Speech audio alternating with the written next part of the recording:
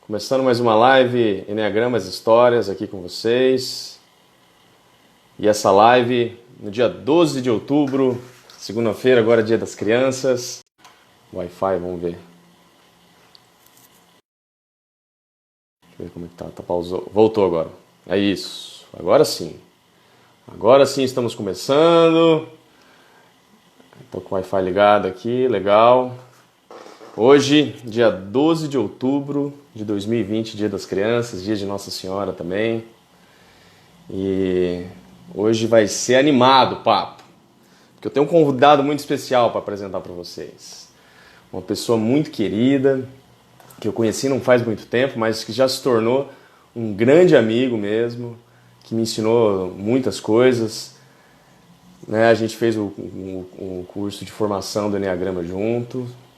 E uma pessoa muito especial. Ele é psicólogo. Daqui a pouco eu vou falar um pouco dele aqui. Ele já está aqui, né? Esperando. E eu vou falar um pouco de quem que ele é, né? Mas vamos aguardar o pessoal entrar aqui. Ó, a Karen. A Karen já chegou. Tudo bem, Karen? E então, esse Dia das Crianças aí, vamos fazer ele com muita alegria, com muitas histórias. E tenho certeza que vai ser bem proveitoso para a gente conhecer um pouco da história do Luiz e dessa personalidade que ele manifesta com tanta energia, com tanta alegria, que chega a ser contagiante, né? E aí acho que tem tudo a ver com o Dia das Crianças, né? Foi ao acaso que a gente escolheu essa data, mas acho que foi providencial. E aí vocês vão entender o que eu estou falando. A Beatriz está entrando, tudo bem, Beatriz? A Cris, ó, o pessoal está entrando agora. Bom, deixa eu falar. O Luiz, bom, eu falei, né? Ele é psicólogo lá de Floripa, Manezinho de Floripa. Ele é psicólogo transpessoal, né? Marido da Sueli, pai da Cindy e do Lucas. E além de ser professor de Enneagrama também. Trabalha lá em Floripa, no Centro Espírita, que ele vai falar o nome depois, a sede, né? E tem um trabalho muito bonito ali com a comunidade. E tudo isso aí eu vou deixar para ele falar um pouco mais, né? E explicar melhor que eu. Então por isso eu vou chamar aí o Luiz para a gente conversar e ver que história que ele trouxe hoje aí pra gente. Tudo bem, Fernando? Bom estar aqui com vocês hoje, nesse Dia das Crianças. Meu querido amigo Luizão, como é que você está? E aí, Filipão? Tudo Vim a certo? caráter hoje, botei meu bonezinho, botei minha camisa, depois eu vou te explicar aqui minha camisa do Das Cuia. Sim. Um abraço para todo mundo aí. Não, veio a caráter. Tá Pô, preparado, né? Estamos preparados para esse dia aí hoje. você alegrou meu Dia das Crianças. O Dia das Crianças já é um dia para a gente celebrar a nossa criança interna e ainda estar contigo aqui. Tu Sim. és um dos caras mais legais que eu conheci na comunidade do Enneagrama, então meu dia está perfeito. Pô. Faço suas as minhas palavras também. Eu acho que a gente passou vários momentos legais, né? Importantes. E realmente, o Dia das Crianças é um dia muito importante, né? Às vezes passa meio batido, porque a gente não costuma entrar em contato com essa criança, a gente esquece ela depois que vira adulto, né? E aí a gente acaba esquecendo. E além disso, é dia de Nossa Senhora, né? Dia da mãezinha. Então, é um dia realmente especial, né? E a gente está aqui conversando sobre Enneagrama, autoconhecimento, acho que é um privilégio mesmo, né? Um momento muito especial nosso aí, né? Sem dúvida. Tamo junto e misturado. É isso aí. Tamo junto e misturado.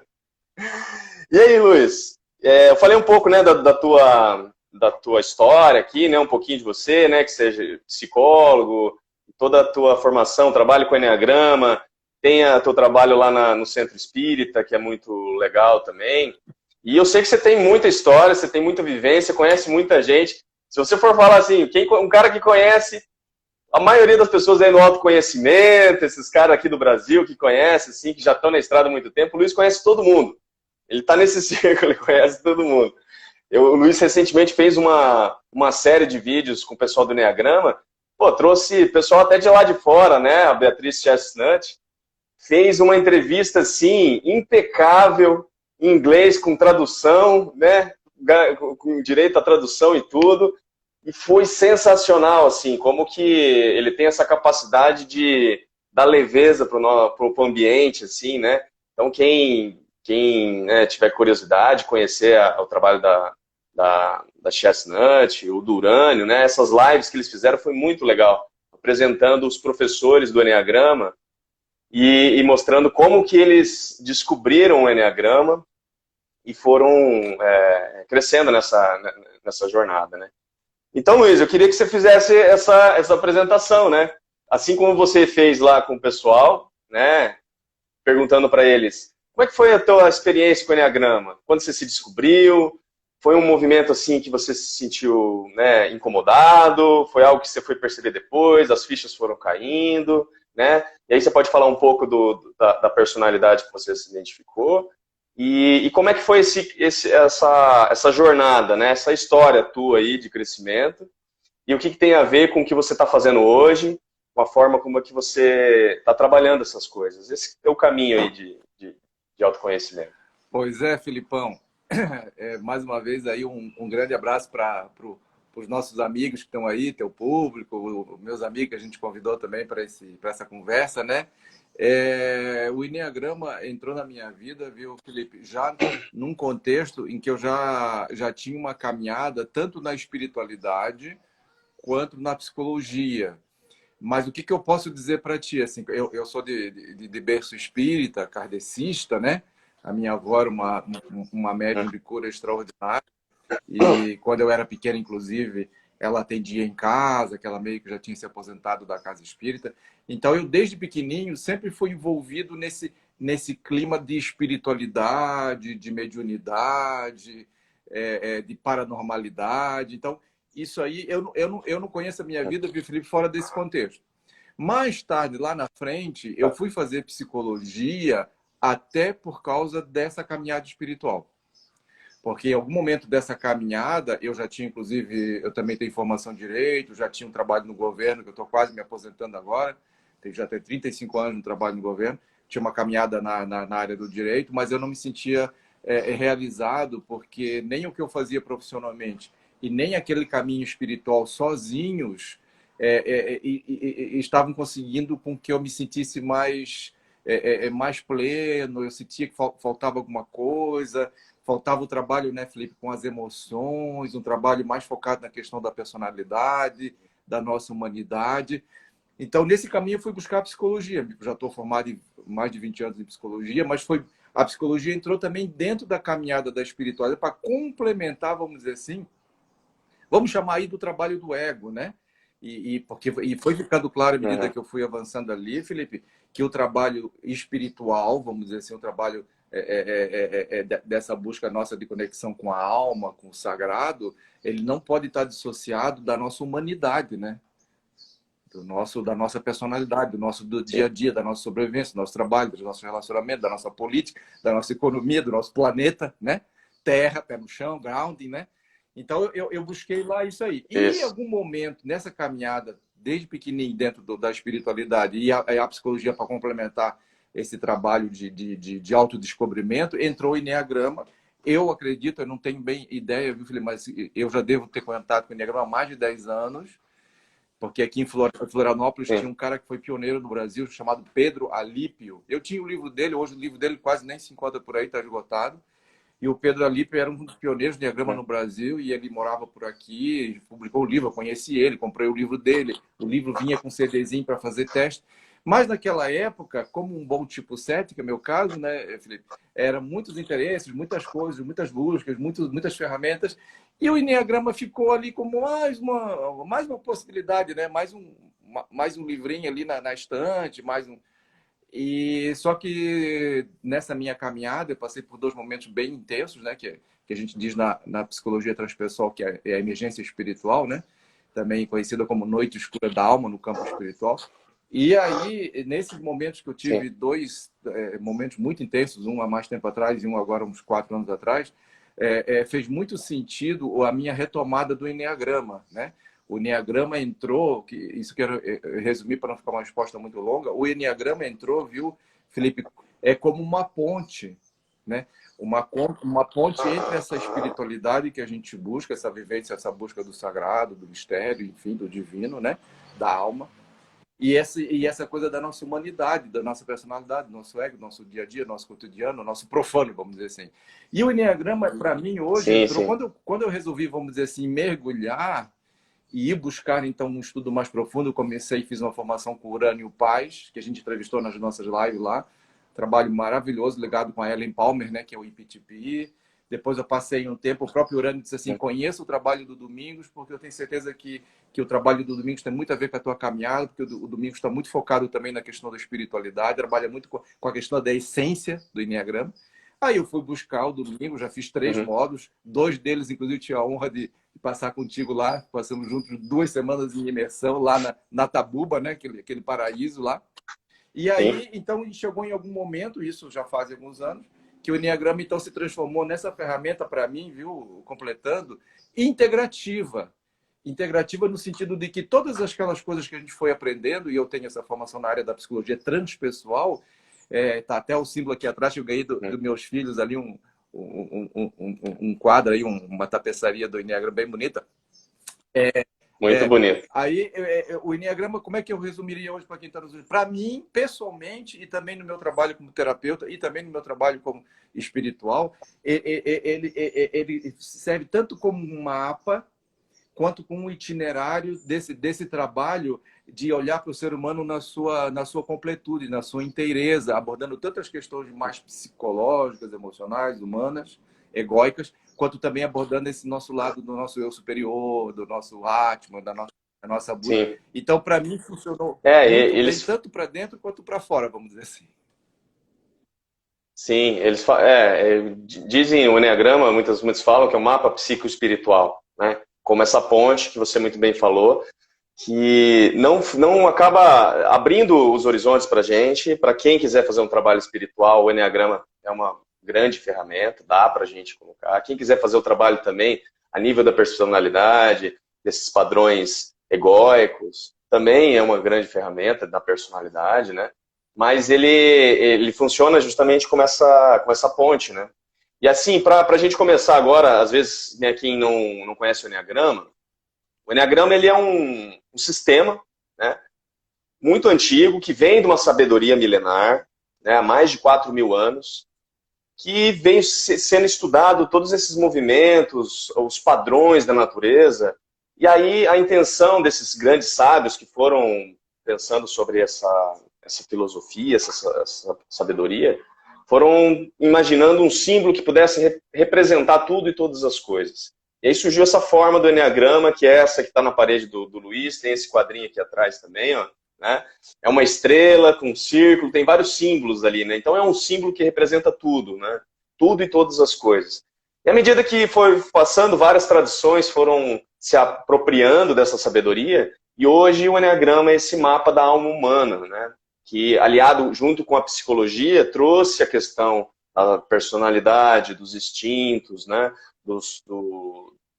Das crenças, e toda essa teoria da psicologia, que foi unida junto com essa sabedoria milenar, né, mais espiritualizada do Enneagrama, juntou isso porque eles perceberam que o que existe na natureza, os padrões que a gente percebe, né, das mudanças, das estações, da evolução, dos processos, eles acontecem dentro de nós. Então, olhando e entendendo que o que acontece fora acontece dentro de nós, é que o Enneagrama ele funciona muito bem como essa ponte, né? E aí ele nos oferece 9 possibilidades, 9 tipos de personalidade, como 9 perspectivas, 9 maneiras de se estar no mundo, e de se perceber e agir sobre esse mundo, né? E quando a gente estuda o Enneagrama, a gente acaba percebendo que existe um padrão que a gente se acostuma. E a gente acaba vivendo mais nesse padrão de comportamento, olhando as coisas sempre pela mesma lupa, reagindo sempre da mesma forma. É uma forma que a gente achou que era mais confortável, né? Que a gente podia agir de uma forma a não se machucar tanto, e a gente acaba absolutizando isso aí. O problema é que, às vezes, as situações pedem outros olhares, outras formas de agir. E se a gente fica sempre agindo da mesma forma, né, acaba acontecendo, né, eventualmente, algum problema. E aí o Enneagrama traz esses 9, e o grande chamado é para que a gente olhe para todo esse panorama e que a gente consiga absorver, né? Então o Enneagrama é esse sistema que faz essa ponte, né? Então, e o que o Luiz falou, eu acho que é muito interessante, viu, Luiz?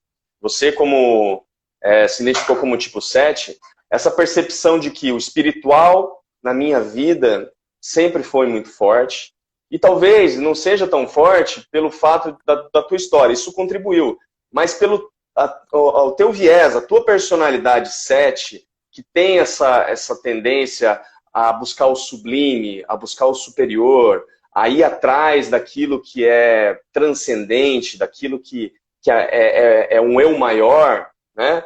Tem muito a ver com essa personalidade que tem a dificuldade de aterrar, de estar com o pé no chão, de fazer as coisas acontecerem, né? E aí você, trazendo essa tua história, eu acho que revela muito essa personalidade, quem você é, né? Ou seja, o meu olhar estava pro sublime, pro espiritual, pro mundo superior, pro plano superior, né? E aí eu percebi ao longo da minha caminhada que eu tinha que aterrar. E o Enneagrama trouxe esse aterramento, né, de certa forma, que você comentou, e eu acho que revela um pouco mais isso, né? Sim. Você acha que faz sentido isso? Rapaz, tu estás me entregando para a turma aí, né, ô Filipão? Inclusive, Não tem jeito, a não gente tem que sei falar. o pessoal que está aí se tem um conhecimento um pouco mais. O Enneagrama tem muitas facetas, né? Mas o que o Filipão está falando aí Sim. revela muito claramente um aspecto do meu subtipo instintivo, né? A gente trabalha, como disse o Filipe, com 9 grandes padrões, né? Arquetípicos, e depois tem alguns aprofundamentos. Um dos aprofundamentos é que cada um desses 9 tipos, no caso eu sou Eneatipo 7, nós temos 3 sets um pouco que tem algumas nuances diferentes, né? Um set que está com instinto mais da autopreservação, um set que está com instinto mais social e o set que tem um instinto mais um a um, mais da intimidade, né? Então, eu sou esse set que a gente diz set sexual. E o que o Filipão estava revelando é mais claramente o set sexual do que o set de modo geral, né Filipão? Realmente, o set sexual, isso é uma experiência que eu tive. Engraçado que eu já nasci no meio muito propício para isso, né? Que deve ter colaborado, com certeza, muito para a emergência dessa personalidade, né? Que é essa ideia de buscar algo, um prazer, viu? Vamos colocar a palavra-chave aqui também desse arquétipo, desse ponto, né, do símbolo do Enneagrama, que é o 7, um prazer, mas não é só aquele prazer do dia a dia, o prazer do profano, né? É uma necessidade de um prazer que vai além, né? Que, na verdade, uma coisa de buscar o êxtase, né? Então, o 7 sexual, que é o meu caso... Extrapola os sentidos, né? Extrapola os sentidos. Sim. Então, no meu caso, é muito claro, a minha personalidade, claro, hoje eu vou fazer 58 anos, já tenho uma caminhada, tudo, mas é muito claro, tem uma coisa, é até interessante a gente estar no Dia das Crianças, porque o 7 sexual talvez seja dos 20, considerando o 7 vezes 3 aí, né? Os 20...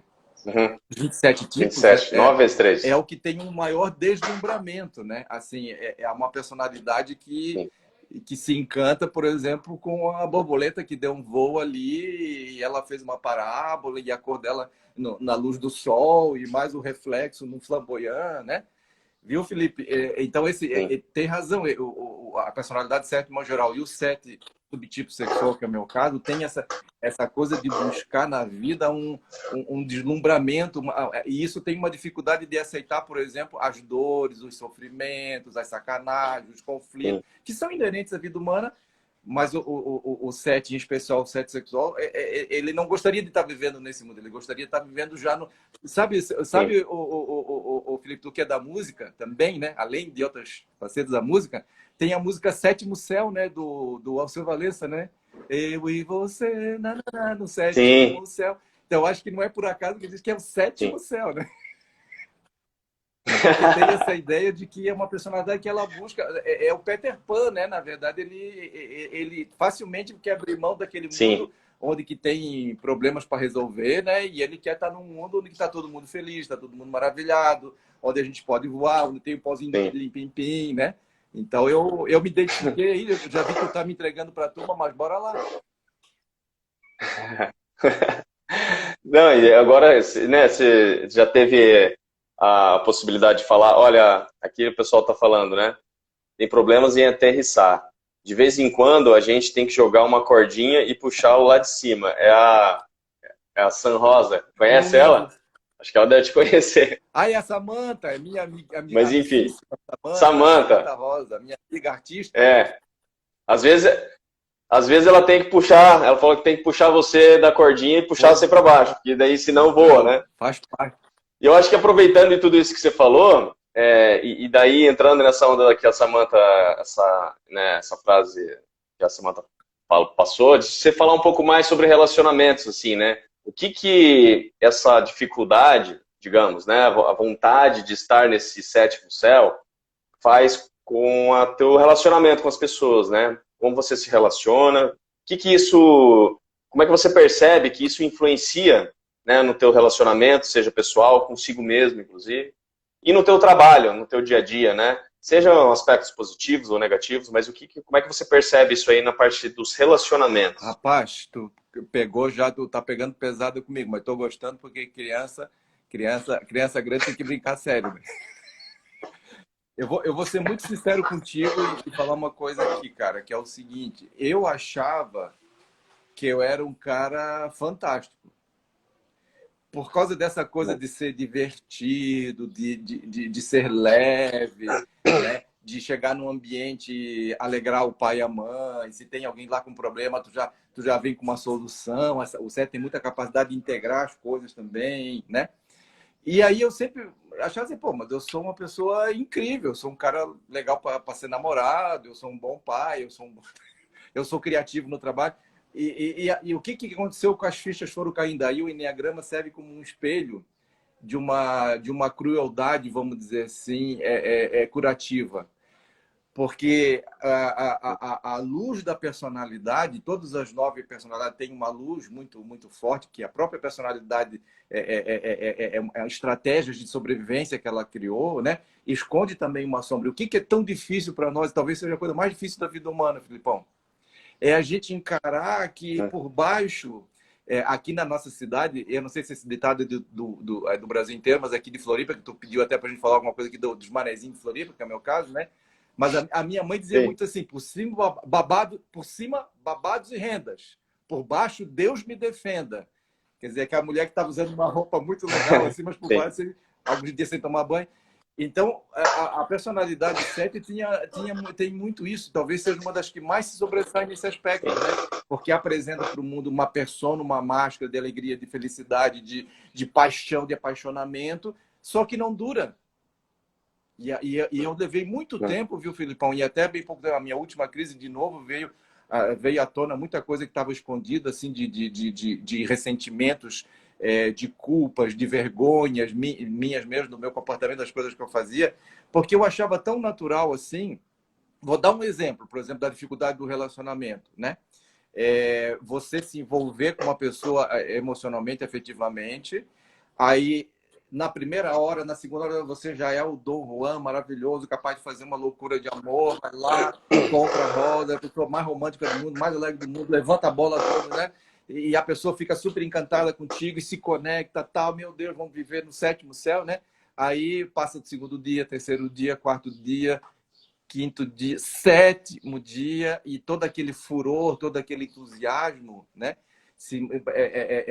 Vai se mostrando fugaz, porque a personalidade 7, aí ela não consegue sustentar isso, porque o 7 na personalidade, ele quer viver no mundo da fantasia, no mundo da alegria, enquanto o outro ainda é desconhecido, ele está descobrindo.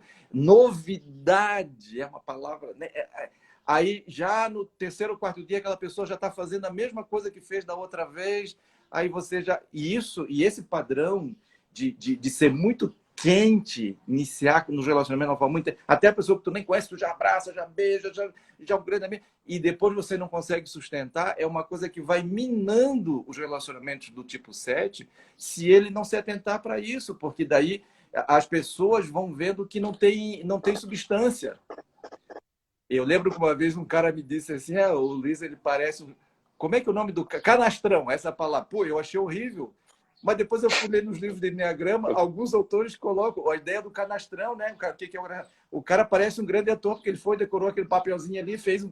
Então, pô, o cara... Pô, mas no fundo ele não tem substância, ele não estudou, ele não sabe, ele macaqueou, né? Que o macaco é muito uma energia do tipo 7, um pouco. Então, esse é um grande desafio para a gente, né?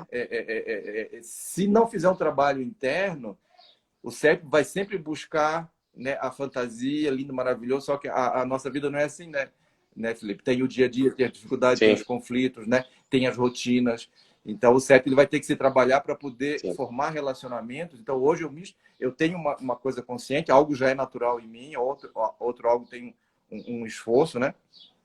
De que eu quero ter profundidade nos meus relacionamentos. Por exemplo, tu é um cara que eu amo, que eu aprendi a amar com 2 semanas, mas eu não quero que aquelas 2 semanas... Então, no meu coração, é a minha esposa, é meus filhos, é meus pais, é meus pais. Eu tenho que fazer esforço. Então, quanto mais eu preciso ficar um pouco mais de tempo, porque a tendência é assim, hoje o Felipe tá meio chato. Porra, então eu não quero fazer live com o Felipe. Tchau, Felipe, vou embora.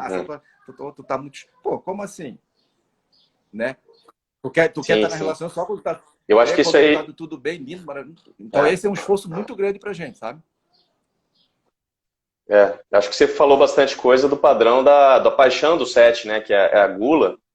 E aí a gula, se a gente for a fundo mesmo, entender o que é, não é só a questão do paladar, né? De buscar comidas. Isso também se manifesta, mas é uma coisa mais superficial.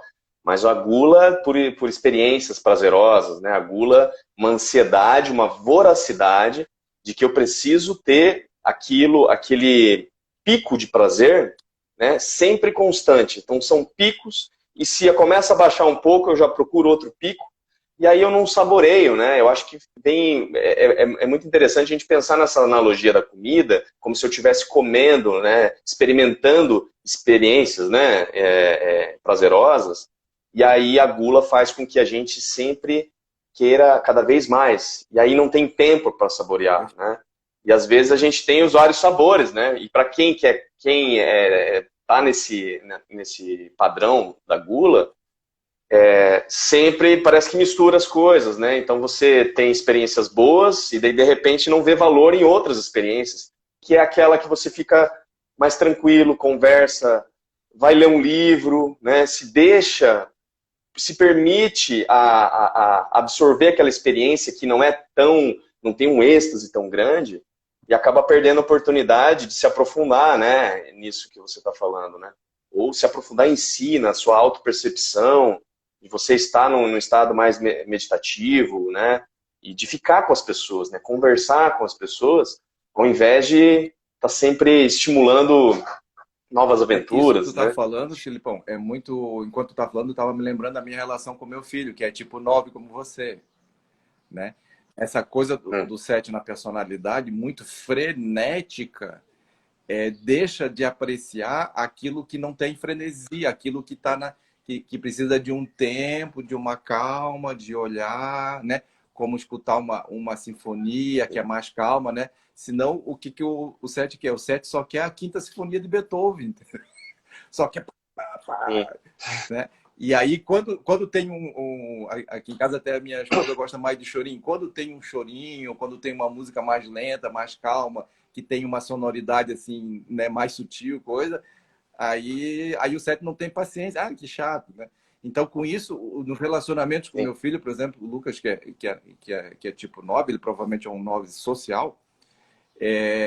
O que acontece? Eu hoje, olhando a relação que eu tinha com ele com a infância, era assim, porque eu esperava dele uma coisa que ele não... É uma energia que ele não tinha, porque por exemplo, ele não gostava que eu abraçasse ele e beijasse ele, por exemplo. Eu achava um absurdo, porque eu estava naquele 7, né? Vamos.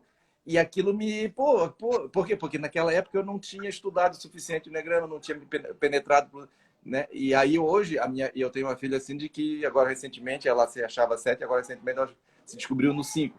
A mesma coisa, agora começa a ficar muito sentido, né? É o que tu falasse. Se a gente olha o mundo sempre com a mesma lente, mesmo prisma, e acha que todo mundo está olhando do mesmo jeito, a gente começa numa frustração incrível, porque as pessoas são diferentes. Mas a beleza da vida, né, Felipe, não é ser diferente. Já imaginou se a floresta amazônica fosse só araucária? ou só borracha lá, só Sim, seringueira, né? Então, o que tu sim, falaste sim. é muito preciso, né?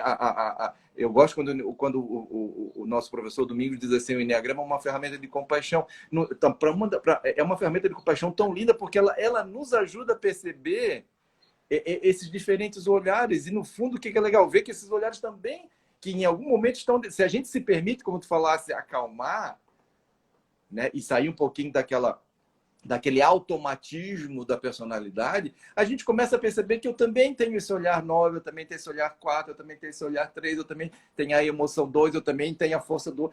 Cara, e é por isso que eu também sou, Sim. apesar de todo o trabalho, mas ainda estou muito entusiasmado com o Enneagrama. Eu acho que eu quero continuar entusiasmado. É. É isso. Não, mas isso que você está falando, Luiz, eu acho que é muito importante a gente perceber que não é o fato da gente ter uma personalidade que tem que superar ela. Porque o 7 tem uma coisa muito linda nela, que é o olhar da criança. É isso que você falou, é olhar uma borboleta e ficar maravilhado com o voo da borboleta. Acontece que talvez o 7 pode ser chamado a ficar um pouco mais olhando a borboleta, né? Perceber mais o voo e não ficar olhando para outras coisas, né? Então essa simplicidade, essa inocência do olhar, de ver alegria aonde não tem, isso é uma coisa maravilhosa, sabe? Assim, de você transformar aquele ambiente em uma coisa bonita, ver beleza onde ninguém está vendo, isso é uma habilidade muito forte do 7 que tem que ser mantida, né? E a gente tem que estimular isso. Quer dizer, é isso. Eu quero estar entusiasmado e permanecer entusiasmado, né? Mas não com aquele entusiasmo que vai fazer com que eu me perca, né? Mas naquele controle, né? Naquele controle em que eu deixo, aí depois eu volto, e aí eu vou entrando na virtude do 7, que é a sobriedade, né? A gente fala, né, essa questão de você conseguir saborear, conseguir perceber esses nuances mais suaves, mais sutis, e não tanto aqueles picos, né, aquelas coisas tão altas, né?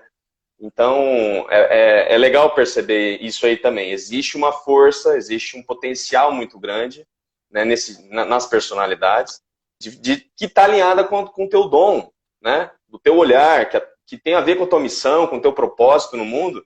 Não é só a busca pela essência, mas é fazer com que essa personalidade e todas as habilidades que ela tem, que ela consiga caminhar em direção, né? E aquela questão da mudança de paixão para virtude, né? De vício para virtude.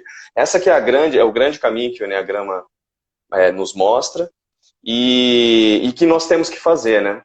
E eu acho que agora daria para a gente começar a falar sobre a história que você trouxe, porque eu acho que, né, isso tudo que você está trazendo para a gente é muito rico, né? E às vezes você está falando assim, não, agora você pegou pesado comigo nas perguntas, e talvez, né, para uma personalidade que tem essa alegria e às vezes tem dificuldade de encontrar essa dor e esse sofrimento que acabou levando na vida e acabou esquecendo, como tem muita dificuldade, talvez a gente tenha que entrar um pouquinho mais profundo, e é isso que você está trazendo, né? Em toda a sua fala, você trouxe a tua experiência, você trouxe os teus momentos, as tuas reflexões a respeito, assim, eu sempre tive o meu externo, né, muito alegre, sempre achei que eu era um cara muito legal, e daí depois eu fui vendo que eu não era tão legal assim, né? Isso, né, eu agradeço essa tua sinceridade, é difícil, né, a gente sabe como é difícil, principalmente estar falando ao vivo aqui, né, para pessoas que às vezes você não conhece, mas isso é muito importante, porque você está ajudando muitas pessoas que têm essa dificuldade, né? Eu acho que a história que você trouxe aqui, quando você me falou dela, eu falei assim, nossa, o Luiz vai dar uma aula lá pra gente, vai ser... Eu acho que tem a ver com isso, né? A história de um personagem que faz essa jornada, né? De busca do seu verdadeiro eu, custe o que custar, né? De encontro com a profundeza mesmo, para buscar a busca pela essência, né? Então fala para nós aí qual a história que você Eu, trouxe, pode falar, tá. contar ela, e todas as interpretações aí, que essa história Eu representa para vou, eu você. vou primeiro resumir bem a história, porque ela é longa. Eu não sou um contador de histórias profissional como é o Felipe, mas eu vou fazer o meu melhor aqui. E vou... Minha esposa está ali me olhando ali e ela sempre me diz assim, ó, não conta tanto detalhe, porque como eu gosto de me aprofundar, eu vou ler, então eu vou tentar resumir, não vou fazer interpretação, vou contar a história, depois nós dois fazemos um bate-bola, pode ser? Então, Pode ser. a história que a gente tem é do profeta Jonas e a baleia. É uma história que eu não sei se, na minha época que eu era guri, ela rolava muito lá na escola, onde eu frequentava. E eu acho que ficou um pouco esquecida e ela foi recuperada dentro da psicologia transpessoal. Então, a história que nós estamos falando aqui, ela está no Velho Testamento. Então, quem gosta do estudo bíblico, quem, né, tem as religiões que estão muito focadas na Bíblia, vai lembrar que tem um livro da Bíblia chamado o livro de Jonas, do profeta Jonas. A principal história que está lá, Felipe, é a história do Jonas na barriga da baleia, que é, sempre que eu lembro que eu falo dessa história, eu lembro da minha infância. E algum livro que eu tinha lá em casa tinha o desenho, e eu ficava sempre fascinado de ver o profeta. Eles fizeram o desenho, o profeta ele ficou 3 dias dentro da barriga da baleia. Então ele aparecia numa mesinha bem rústica, com uma lamparinazinha, ele lendo alguma coisa, fazendo uma oração. Eu falei, mas como é que pode dentro da baleia, né, ter uma luz? Pô, a baleia realmente... E estava lá, e depois essa história retornou, porque ela passou a representar um dos mecanismos de defesa transpessoais, né? Que a gente utiliza, um trabalho de Abraham Maslow, um grande pioneiro da transpessoal. Mas a história é a seguinte, né? Esse cara é um profeta hebreu, do povo lá de Israel, e ele era um grande profeta, um grande médium, né? Um grande mestre. E ele, na história bíblica ali, que tem uma parte também que é como uma parábola, né? Ele tem uma intuição. Diz lá que Deus falou com ele, né? É a maneira como a Bíblia se expressa. Deus falou com ele e disse assim, olha, eu tenho uma revelação tal, a cidade de Nínive vai ser destruída. Os ninivitas, né? Que era uma cidade muito grande, muito importante. Se eu não me engano, era a capital do Império... daquela época era o Império Assírio, um pessoal que tinha conquistado muita coisa. Sim, lá na Isso, Mesopotâmia. na Mesopotâmia, lá na beira do rio, né? Aí ele ficou feliz. Por que ele Uhum. ficou feliz? Pô, ele era um profeta, um cara religioso, temente a Deus, ele tinha uma grande capacidade, né, espiritual, etc. Mas é que os ninivitas lá, eles tinham feito muita coisa ruim por lá, dominação, escravizado, inclusive na Samaria. E o Jonas, ele era um profeta hebreu da tribo da Samaria, do estado lá da província da Samaria. E aí ele ficou feliz, mas só que depois Deus disse assim, não, mas vai ter um jeito de a gente ajudar eles para a gente não destruir a cidade, para mim não destruir a cidade deles. Na linguagem bíblica, né? Aí ele disse assim, pô, aí já não ficou tão feliz. Poxa, mas pô, era preferível que eles tivessem a punição merecida lá, né? E aí o que ele não esperava é que a voz divina disse assim para ele, você é o profeta que vai lá em Nínive, que era longe de onde ele estava, ele tinha que pegar barco e tudo, né? E você vai pregar para eles assim, que se eles se arrependerem e pararem de tanta violência, de tanta coisa ruim que eles estão fazendo, eles vão ter uma chance, eles podem retornar ao caminho do bem. Pô, mas era a voz de Deus, né? Aí ele meio a contragosto, meio que concordou tal, e saiu, né? E saiu, foi lá, arrumou as coisinhas dele. Quando ele chegou no porto de Jope, só um minutinho. Rica, dá uma fechadinha na janela ali, que tá muito barulho para mim.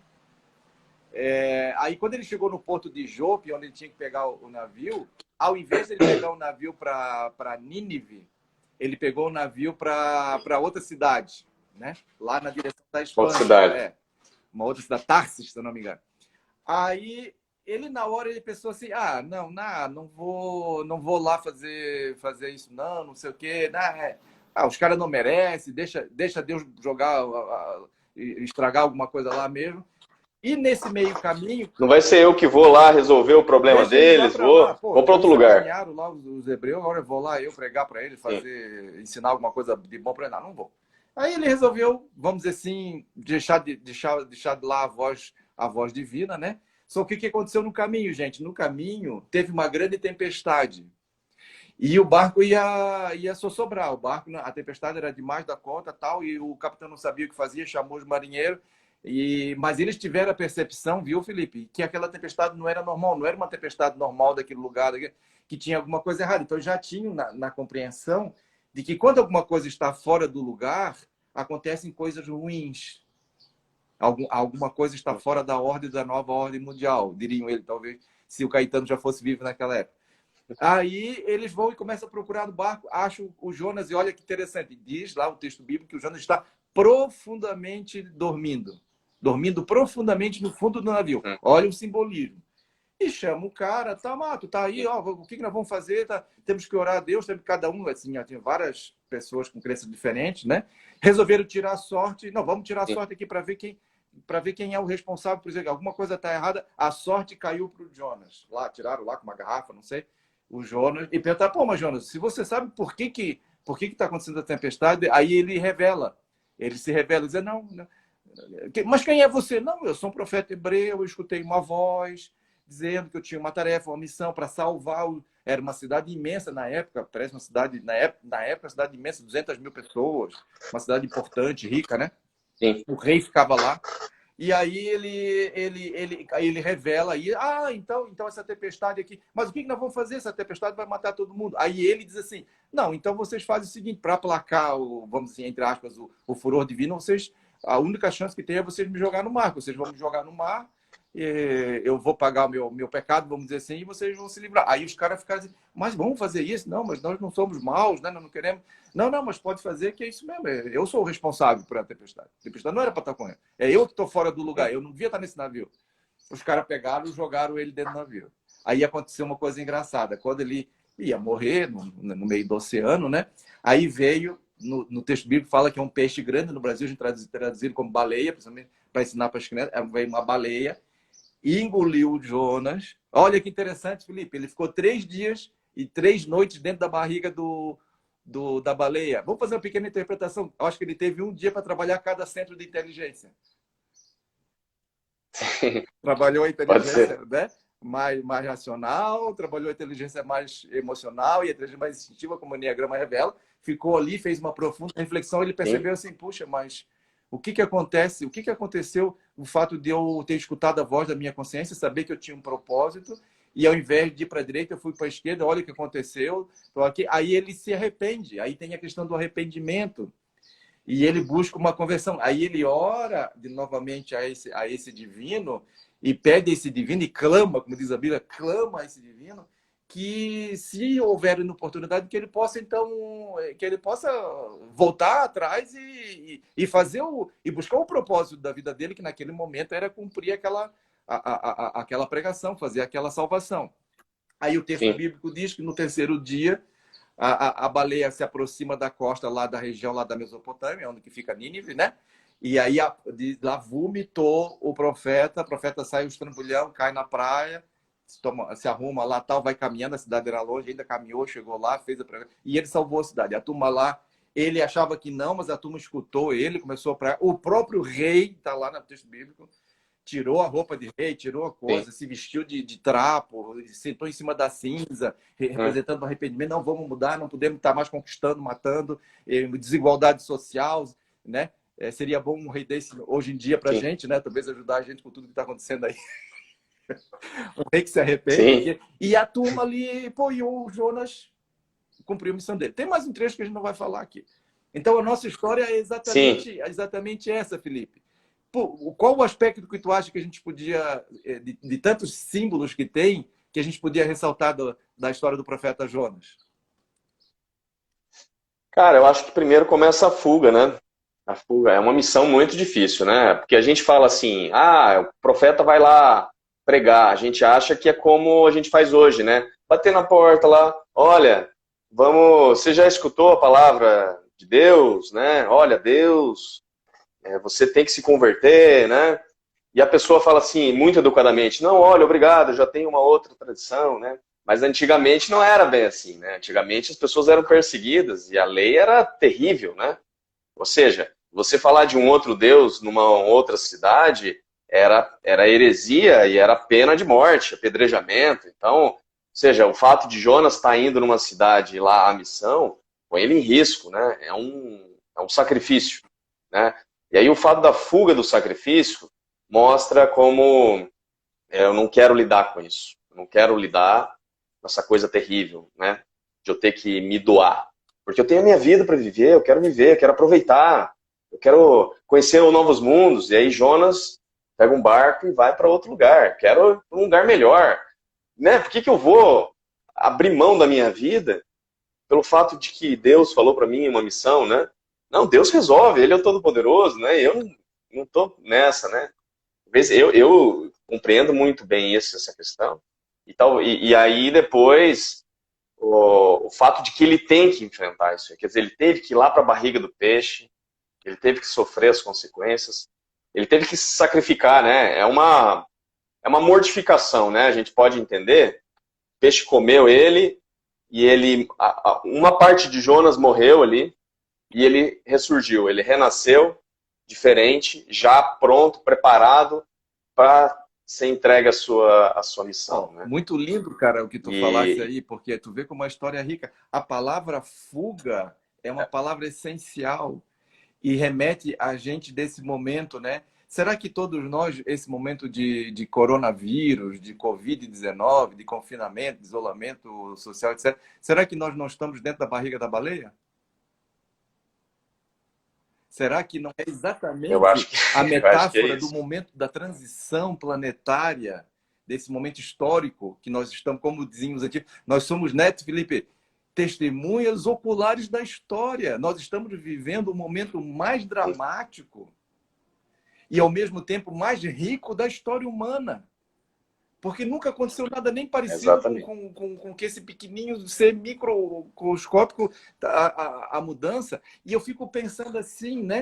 Será que não, de alguma forma nós também não estamos fugindo da nossa grandeza? Porque o Abraham Maslow, quando ele pegou esse texto bíblico lá dentro do início da psicologia transpessoal nos Estados Unidos, ele pensou assim, isso é o complexo, né, do nosso medo à grandeza, da nossa fuga do propósito, do sentido da vida, de uma voz profunda, porque a voz de Deus na leitura lá teológica, bíblica, religiosa, a gente pode, mas se a gente não é dessa linha de pensamento, não tem problema, né, Felipe? É a voz da consciência, é a voz de Sim. um eu mais profundo, de um eu, né, que está ali, né? Então, será que nós não estamos, nós não somos, nós todos, a humanidade hoje não está vivendo esse complexo de Jonas, onde que ao invés de nós estarmos nos dirigindo no sentido correto, no propósito de cada uma das nossas vidas, no sentido de permitir que a grandeza que existe dentro de nós possa transformar esse mundo para melhor para todos. Então, de alguma forma, nós somos jogados dentro da barriga da baleia e temos 3 dias e 3 noites, né? Uma para cada centro de inteligência, Sim. ou 3 meses, ou 3 anos, não sei. Então é muito importante. Eu acho que Enneagrama, espiritualidade, psicologia, seja o que for, viu? Só vale se for um espelho para refletir nossa vida. Agora nós precisamos parar e pensar assim: o que tem de Jonas dentro de mim? O que dentro de mim que está fugindo do meu propósito, do meu destino, da minha vida, da minha grandeza? O Mandela disse uma vez: nós não temos tanto medo da nossa sombra. Nós temos mais medo da nossa luz. De alguma Uhum. forma foi o que aconteceu com Jonas, porque a voz da consciência, ou a voz de Deus, seja o nome que eu queira dar, dizia para ele fazer algo que era difícil para ele. Tu tem razão, porque ele tinha que enfrentar a personalidade dele. Não é, Felipe? O Felipe tinha Sim. que enfrentar a energia do 9, Sim. o Luiz Melo tinha que enfrentar a do 7, a Samanta que está ali falou que a do 4 e o para domingo da 8, a minha mulher. E o Sim. que ele não, por quê? Porque aquilo contrariava os interesses dele. Porque lá no fundo a personalidade dele, o quê? Com a raiva, com o ressentimento, com a luxúria, com a avareza, com a gula, com a preguiça, seja lá, uma mistura, um mix de tudo isso, aquela coisa, pô, mas deixa os caras se lascar. Deixa. Aqui na ilha nós Sim. dizemos aí, mofas com a pomba na balaia, deixa mofas com a pomba na balaia, vocês aqui, né? Então, o que acontece? Mas a vida vai trazendo para a gente oportunidades de a gente viver a nossa grandeza. E quando a Oportunidades. gente não vive a nossa grandeza, isso é que tira a ordem mundial. As pessoas acham que a ordem mundial é por causa do É. Trump, é por causa da indústria farmacêutica, por causa dos pecuários. Não! A Sim. desestrutura da ordem mundial começa no coração de cada um de nós, quando preferindo passar férias na Espanha. Sim. E olha, Luiz, eu acho que eu vou até um pouco mais além nessa analogia, porque você percebe, na história, ela traz muito isso. A Vilani comentou aqui, né, será que diante dos desafios não temos essa tendência da fuga?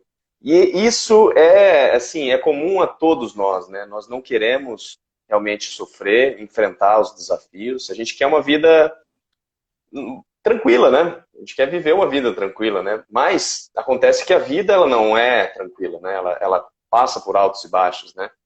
E aí tem uma tomada de consciência que, se a gente perceber na história, quando a gente vê um conto, todos os personagens, eles de certa forma estão dentro da gente. Então, quando o Jonas sai com aquele barco, os tripulantes percebem que algo está errado. Tem uma tempestade. Está acontecendo alguma coisa, uma tempestade. Tem algo de errado. E aí eles começam a identificar, né? Então você pode perceber a tomada da consciência. O que está errado? Não, Jonas tinha uma missão e saiu da missão. Eles ficaram sabendo isso. E aí Jonas mesmo se coloca na posição de que fala assim, olha, eu não mereço. Então ele se joga nessa experiência da mortificação e fala que eu preciso me jogar, então. Eu preciso estar no mar, e ali ele não sabe o que vai acontecer, né? E ele entra no peixe e a sensação dele é que realmente acabou, né? Acabou tudo aquilo. Então, de certa forma, talvez, Luiz, a gente esteja na tempestade, tá? E cada um está no momento de se falar em que parte da jornada você está, qual foi a sua fuga, né? Você está disposto a se jogar no mar para se colocar?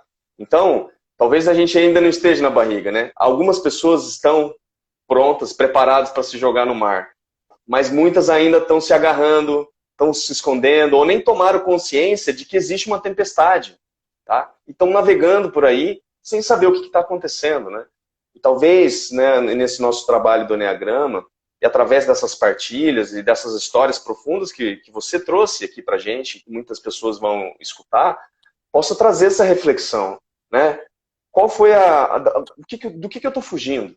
Né? Do que eu fugi a minha vida? Né? E por que eu não quero entregar essa minha vida para algo maior? Né? Porque, de fato, a vida é uma entrega. Né? A gente não vai receber isso e guardar. Né? Essa vida a gente entrega para os nossos filhos, para as próximas gerações. Tudo que nós estamos fazendo é para o próximo, é para o novo que vai vir. E a gente vai ser superado. Então, a nossa vida é uma entrega.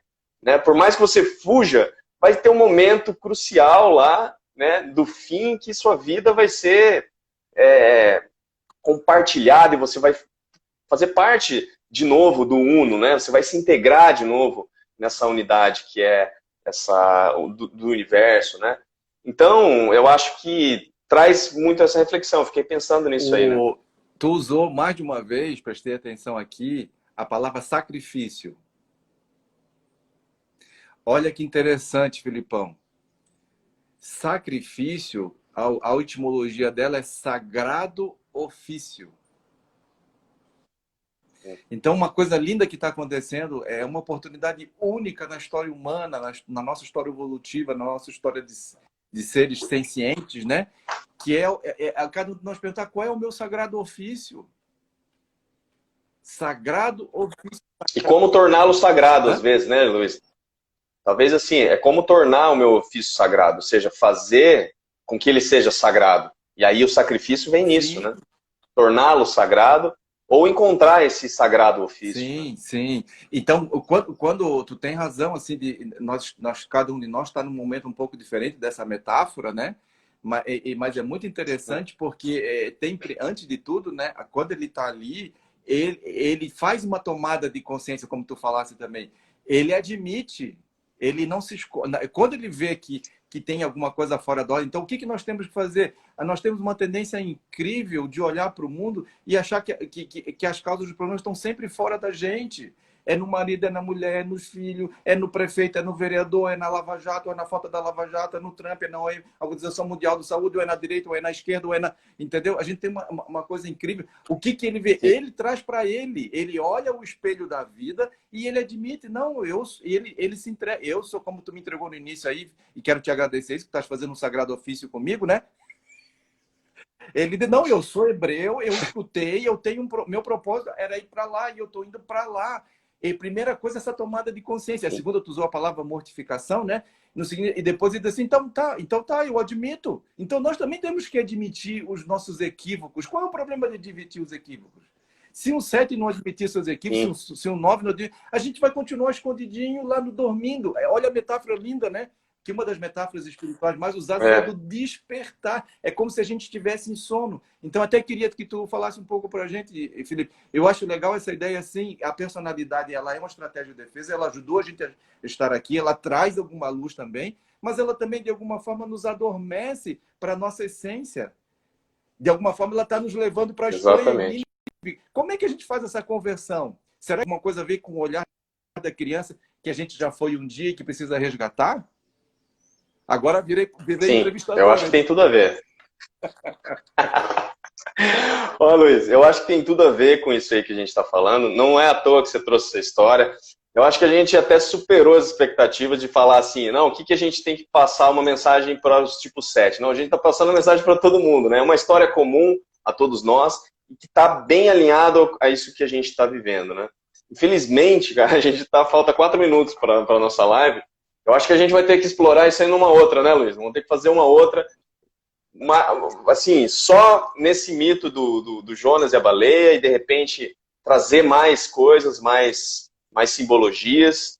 E eu queria te agradecer, né, primeiro, assim, pela tua oportunidade de estar aqui, de estar falando e de estar contando essas histórias e a tua visão, né? Eu acho que você ajudou muitas pessoas, pessoas que têm a mesma personalidade que você, mas também outras que estão passando por um momento difícil, de saber que a gente pode fazer esse movimento de autoconsciência, que a gente pode mostrar os nossos defeitos, assumir isso e se jogar para essa vida que vai te acolher, às vezes como um peixe, né? Vai te acolher e vai fazer com que você chegue aonde você tem que ir, né? Te coloca no caminho de novo, né? É um outro barco, é diferente, né? Um barco diferente, um barco que a gente não conhece, mas ele vai te encaminhar, tá?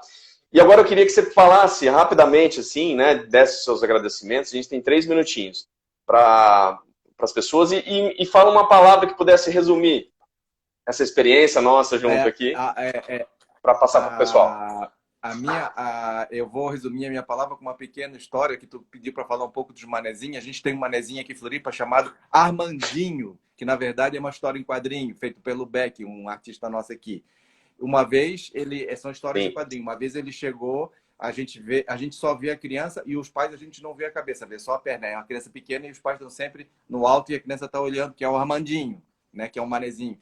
Aí ele chega e o pai está lendo uma prova dele, assim, e diz assim, o pai: essencial à vida de todos os seres vivos começa com a letra A. Continua o pai. Como você conseguiu errar essa, meu filho, Armandinho? É óbvio que é água. O que você colocou na prova? Amor. Essencial à vida de todos os seres vivos. Começa com a letra A. O que nós estamos educando a nossa criança interior, as nossas crianças? Que elas dêem as respostas apenas e unicamente da ciência ou que elas deem a resposta do coração e da alma? Porque a ciência não consegue explicar o amor. A psicologia não consegue explicar o amor. Só quem consegue explicar o amor é o nosso próprio coração, é esse sagrado divino que mora aqui. Então, a minha palavra hoje é gratidão por esse cara fantástico aí, fazer com que a minha criança sinta ainda mais esperança de que tá dentro da baleia não é tão ruim assim. Uma hora ela vai vomitar a gente no lugar certo. É isso aí, Luiz. Isso aí, agradeço muito essas palavras inspiradoras, que a gente possa promover esse amor e possa entrar em contato com ele cada vez mais, né? E buscar o Armandinho que existe dentro da gente aí, que dá as respostas certas, né? O Armandinho que dá as respostas certas. Muito obrigado, Luiz. A gente se fala. Vamos combinar essa live aí para explorar mais esse tema. Esse aqui é da família Incrível. Incrível. É incrível. Você muito é bom, Luiz. Luiz. Incrível. Mora no meu coração, cara. Você também. Você é uma amizade muito grande, muito bonita que a gente criou. E vamos nessa. Permita que a gente esteja junto em algum momento aí, fora da baleia ou dentro da baleia, não importa. É isso aí. Grande abraço, viu, Luiz? Beijo, cara. Tudo de bom. Bom feriado para todos. Obrigado. Até a próxima segunda-feira.